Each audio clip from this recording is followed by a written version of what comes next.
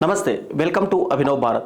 తెలంగాణ కొత్త గవర్నర్గా నియమితులైన త్రిపుర మాజీ ఉప ముఖ్యమంత్రి జిష్ణుదేవ్ వర్మ బుధవారం సాయంత్రం 5 గంటలకు రాజ్భవన్లో జరిగే కార్యక్రమంలో హైకోర్టు ప్రధాన న్యాయమూర్తి జస్టిస్ ఆలోక్ ఆరాధే ఆధ్వర్యంలో నూతన గవర్నర్గా ప్రమాణ స్వీకారం చేయనున్నారు.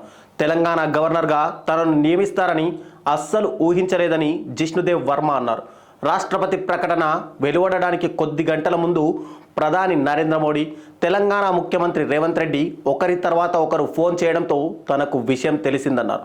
ప్రధాని మోడీ తనకు ఫోన్ చేసి త్రిపుర రాష్ట్రం నుంచి బయట పనిచేయాల్సి ఉంటుందని చెప్పగా తనకు ఏ బాధ్యత అప్పగించినా చేస్తానని చెప్పానన్నారు. కాసేపటికే తెలంగాణ సీఎం రేవంత్ రెడ్డి ఫోన్ చేసి తెలంగాణకు సుస్వాగతమని చెప్పారన్నారు. అప్పుడే తెలంగాణ గవర్నర్గా నియమిస్తున్నారని తనకు అర్థం అయిందని చెప్పారు. త్రిపుర రాష్ట్రం నుంచి గవర్నర్గా నియమితులైన తొలి వ్యక్తి తానేనని, రాజ్యాంగబద్ధ పాలన జరిగేటట్లు చూసే క్రమంలో ముఖ్యమంత్రితో కలిసి సమన్వయంతో పనిచేస్తానని చెప్పారు.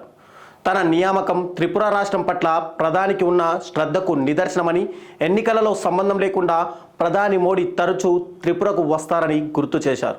తెలంగాణ గవర్నర్గా వెళ్ళినప్పటికీ తాను పుట్టిన త్రిపురకు సాయం చేయాల్సి వస్తే ముందుంటానని అన్నారు.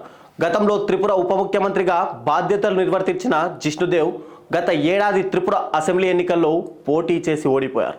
నాయకులారా, మీ పనితనం మీ అధినాయకులకు తెలియజేయాలనుకుంటున్నారు. ప్రజలారా, మీ సమస్యలను మీ నాయకులకు తెలియజేయాలనుకుంటున్నారు. ప్రజా సమస్యల పరిష్కార వేదిక మీ అభినవ్ భారత్.